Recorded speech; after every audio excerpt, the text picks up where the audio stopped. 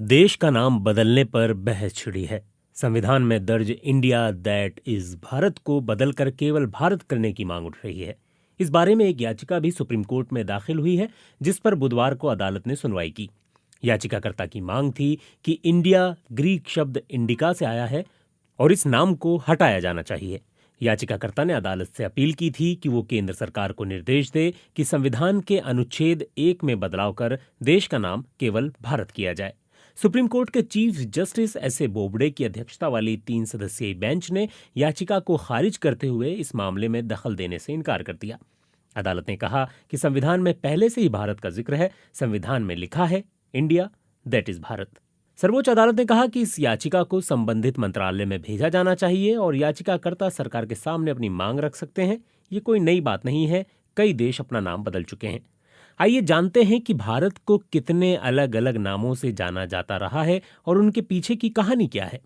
प्राचीन काल से भारत भूमि के अलग अलग नाम रहे हैं, मसलन जम्बूद्वीप, भारतखंड, हिमवर्ष, अजनाभ वर्ष, भारतवर्ष, आर्यव्रत, हिंद, हिंदुस्तान और इंडिया। मगर इनमें भारत सबसे ज्यादा लोकमान्य और प्रचलित रहा है। नामकरण को लेकर सबसे ज्यादा धारणाएं एवं मतभेद भी भारत को लेकर ही है। भारत की वैविध्यपूर्ण संस्कृति की तरह ही अलग अलग कालखंडों में इसके अलग अलग नाम भी मिलते हैं। इन नामों में कभी भूगोल उभर कर आता है तो कभी जातीय चेतना और कभी संस्कार। हिंद, हिंदुस्तान, इंडिया जैसे नामों में भूगोल उभर रहा है। इन नामों के मूल में या तो सिंधु नदी प्रमुखता से नजर आ रही है, मगर सिंधु सिर्फ एक क्षेत्र विशेष की नदी भर नहीं है। सिंधु का अर्थ नदी भी है और सागर भी। उस रूप में देश के उत्तर पश्चिमी क्षेत्र को किसी जमाने में सप्त सिंधु या पंजाब कहते थे, तो इसमें एक विशाल उपजाऊ इलाके को वहां बहने वाली 7 अथवा 5 प्रमुख धाराओं से पहचानने की बात ही तो है। इसी तरह भारत नाम के पीछे सप्त सैंधव क्षेत्र में पनपी अग्निहोत्र संस्कृति की पहचान है। पौराणिक युग में भरत नाम के अनेक व्यक्ति हुए हैं। दुष्यंत सुत के अलावा दशरथ पुत्र भरत भी प्रसिद्ध हैं, जिन्होंने खड़ाऊ राज किया। नाट्यशास्त्र वाले भारत मुनि भी हैं। एक राजर्षि भरत का भी उल्लेख है, जिनके नाम पर जड़ भरत मुहावरा भी प्रसिद्ध हो गया। मगधराज इंद्रद्युम्न के दरबार में भी एक भरत ऋषि थे। एक योगी भरत हुए हैं। पद्म पुराण में एक दुराचारी ब्राह्मण भरत का उल्लेख बताया जाता है। ऐत्रेय ब्राह्मण में भी दुष्यंत पुत्र भरत ही भारत नामकरण के पीछे खड़े दिखते हैं। ग्रंथ के अनुसार भरत एक चक्रवर्ती सम्राट यानी चारों दिशाओं की भूमि का अधिग्रहण कर विशाल साम्राज्य का निर्माण कर अश्वमेध यज्ञ किया, जिसके चलते उनके राज्य को भारतवर्ष नाम मिला। इसी तरह मत्स्य पुराण में उल्लेख है कि मनु को प्रजा को जन्म देने वाले स्वर और उसका भरण पोषण करने के कारण भरत कहा गया। जिस खंड पर उसका शासनवास था उसे भारतवर्ष कहा गया। नामकरण के सूत्र जैन परंपरा तक में मिलते हैं। भगवान ऋषभ देव के ज्येष्ठ पुत्र महायोगी भरत के नाम पर इस देश का नाम भारतवर्ष पड़ा। संस्कृत में वर्ष का एक अर्थ इलाका, बंटवारा, हिस्सा आदि भी होता है। आमतौर पर भारत नाम के पीछे महाभारत के आदि पर्व में आई एक कथा है। महर्षि कंव और अप्सरा मेनका की बेटी शकुंतला और पुरुवंशी राजा दुष्यंत के बीच गंधर्व विवाह होता है। इन दोनों के पुत्र का नाम भरत हुआ। ऋषि कंव ने आशीर्वाद दिया कि भरत आगे चलकर चक्रवर्ती सम्राट बनेंगे और उनके नाम पर इस भूखंड का नाम भारत प्रसिद्ध होगा। अधिकांश लोगों के दिमाग में भारत नाम की उत्पत्ति की ही यही प्रेम कथा लोकप्रिय है। आदि पर्व में आए इस प्रसंग पर कालिदास ने अभिज्ञान शाकुंतलम नामक महाकाव्य रचा। मूलतः ये प्रेमाख्यान है और माना जाता है कि इसी वजह से ये कथा लोकप्रिय हुई।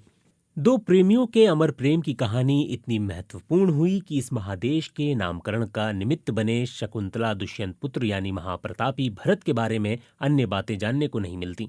इतिहास के अध्येताओं का आमतौर पर मानना है कि भरतजन इस देश में दुष्यंत पुत्र भरत से पहले भी थे। इसलिए तार्किक है कि भारत का नाम किसी व्यक्ति विशेष के नाम पर न होकर जाति समूह के नाम पर प्रचलित हुआ। भरतजन अग्निपूजक, अग्निहोत्र व यज्ञ प्रिय थे। वैदिकी में भरत का अर्थ अग्नि, लोकपाल या विश्व रक्षक और एक राजा का नाम है। यह राजा वही भरत है जो सरस्वती घग्गर के किनारों पर राज करता था।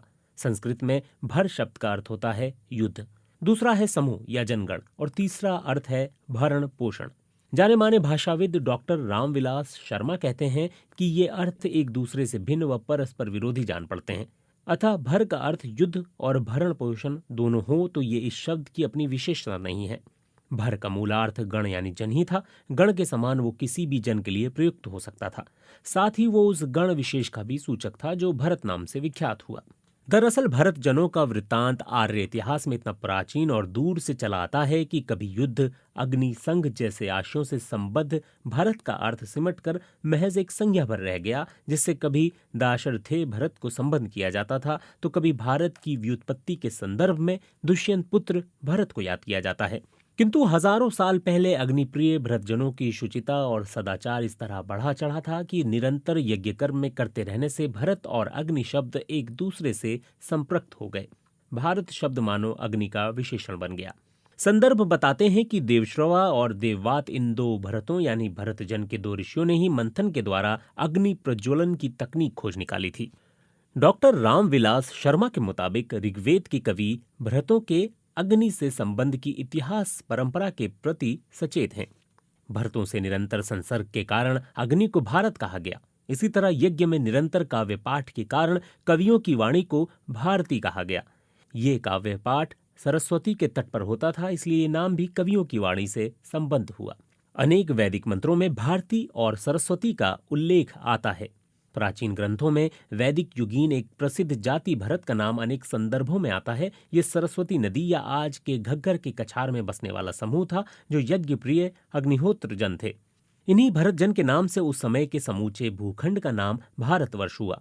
विद्वानों के मुताबिक भरत जाति के मुखिया सुदास थे। वैदिक युग से भी पहले पश्चिमोत्तर भारत में निवास करने वाले जनों के अनेक संघ थे, इन्हें जन कहते थे।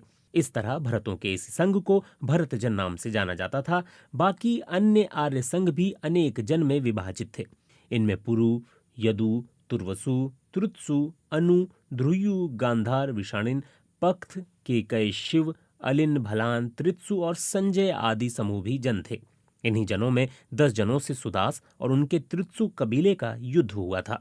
सुदास के त्रित्सु कबीले के विरुद्ध 10 प्रमुख जातियों के गण या जन लड़ रहे थे। इनमें पंचजन यानी पुरु, यदु, तुर्त्सु, अनु और द्रुयु के अलावा भालानस, अलिन, शिव, पख्त और विषाणिनी कबीले शामिल थे। इस महायुद्ध को महाभारत से भी 2500 वर्ष पूर्व हुआ बताया जाता है। साधारण सी बात है कि वो युद्ध जिसका नाम ही महाभारत है कब हुआ होगा। इतिहासकारों के मुताबिक ईसा से करीब 2500 साल पहले कौरवों पांडवों के बीच महासमर हुआ था। एक गृह कलह जो महासमर में बदल गई ये तो ठीक है, पर इस देश का नाम भारत है और दो कुटुंबों की कलह की निर्णायक लड़ाई में देश का नाम क्यों आया? इसकी वजह यह है कि इस युद्ध में भारत की भौगोलिक सीमा में आने वाले लगभग सभी साम्राज्यों ने हिस्सा लिया था, इसलिए इसे महाभारत कहते हैं। दाशराग्य युद्ध इससे भी 2500 साल पहले हुआ बताया जाता है, यानी आज से 7500 साल पहले। इसमें त्रित्सु जाति के लोगों ने 10 राज्यों के संघ पर अभूतपूर्व विजय प्राप्त की। त्रित्सु जनों को भरतों का संघ कहा जाता था। इस युद्ध से पहले ये क्षेत्र अनेक नामों से प्रसिद्ध था। इस विजय के बाद तत्कालीन आर्यव्रत में भरत जनों का वर्चस्व बढ़ा और तत्कालीन जनपदों के महासंघ का नाम भारत हुआ, अर्थात भरतों का। स्पष्ट है कि महाभारत में उल्लिखित शकुंतला पुत्र महाप्रतापी भरत का उल्लेख एक रोचक प्रसंग है। अब बात करते हैं हिंद यानी हिंदुस्तान की। ईरानी हिंदुस्तानी पुराने संबंधी थे। ईरान पहले फारस थे, उससे भी पहले आर्यनम, आर्य अथवा आर्यन।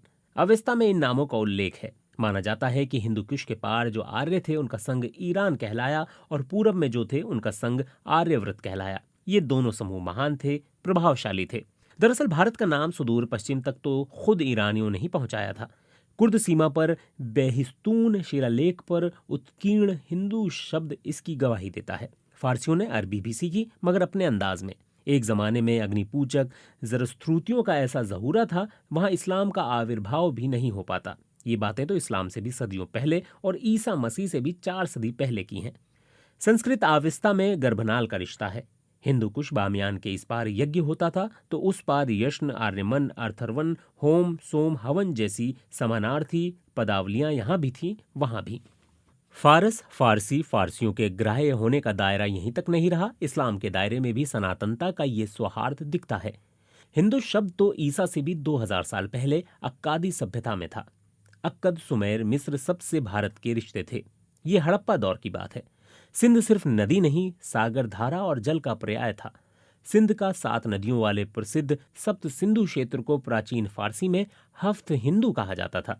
क्या इस हिंदू का कुछ और अर्थ है? जाहिर है, हिंद, हिंदू, हिंदवान, हिंदुश जैसी अनेक संज्ञाएं अत्यंत प्राचीन हैं। इंडस इसी हिंदश का ग्रीक समरूप है। ये इस्लाम से भी सदियों पहले की बातें हैं।